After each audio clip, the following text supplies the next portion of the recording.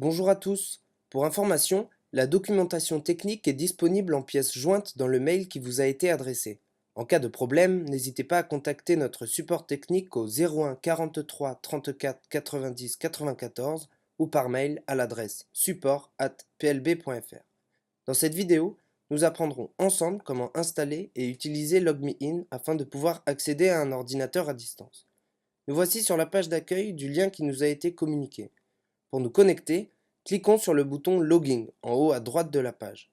Nous devons maintenant saisir nos identifiants puis cliquer sur Se connecter.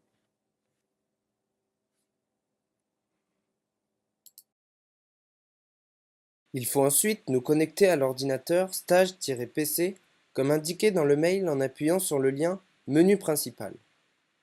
Pour accéder à ce menu, nous devons entrer une dernière fois les identifiants prévus à cet effet. Il nous faut maintenant installer l'application pour accéder au service en cliquant sur le lien Contrôle à distance. L'installation est relativement simple. Que ce soit sur PC ou Mac, on procède sensiblement de la même façon. Sur PC, il est possible que votre pare-feu vous demande l'autorisation de lancer l'application, auquel cas, il faudra simplement l'autoriser en cochant la case Réseau privé. Je vous rappelle qu'un document vous a été transmis en pièces jointes, vous trouverez pour chaque navigateur la façon de procéder au téléchargement.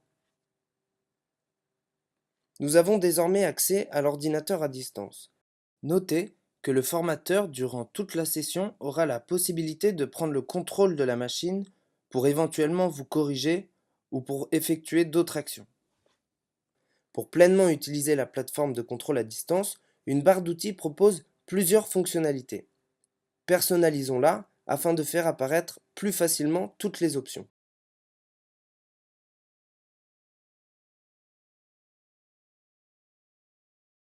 Commençons par la loupe. Elle permettra tout simplement d'agrandir une zone entourant le curseur de la souris. Pour désactiver cette fonctionnalité, il suffit de cliquer une deuxième fois sur l'icône de cette dernière. L'affichage permettra d'ajuster l'écran, d'afficher la taille réelle ou de zoomer de façon permanente. Pour revenir à la normale, il suffira alors de réajuster l'écran. L'option suivante permet d'activer le plein écran. Attention, le menu de navigation se masquera automatiquement. Pour l'afficher à nouveau, il suffit de cliquer en haut de l'écran. La prochaine icône paramètre la résolution de votre affichage. Si votre affichage est mal réglé et que vous ne connaissez pas la taille de votre écran, je vous conseille de cliquer sur Adapter la résolution tout en haut du sous-menu. Là encore, un paramétrage de qualité des couleurs automatique est conseillé. Si vous ressentez une trop forte latence, vous pouvez baisser la qualité des couleurs afin d'avoir une vitesse plus rapide et donc un affichage plus fluide. La prochaine icône est relativement importante. Elle permet d'effectuer la commande CTRL-ALT-SUPR, de façon à pouvoir accéder à certaines fonctionnalités Windows, comme entre autres le gestionnaire des tâches, qui vous permettra de forcer l'arrêt d'un programme en cours d'exécution lorsque celui-ci ne répond plus. L'outil laser qui vous donnera la possibilité de déplacer un repère sur l'écran de l'ordinateur à distance.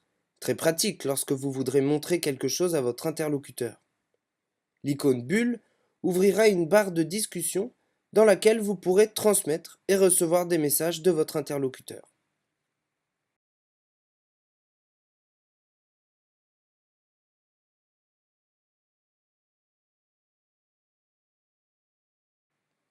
Le tableau blanc permet de dessiner sur l'écran. Il faudra cliquer de nouveau sur l'icône afin de tout effacer. N'hésitez pas à consulter le menu Aide de LogMeIn afin de répondre à toute autre question. En espérant que ce tutoriel aura su vous éclairer, PLB vous souhaite une agréable formation. À bientôt!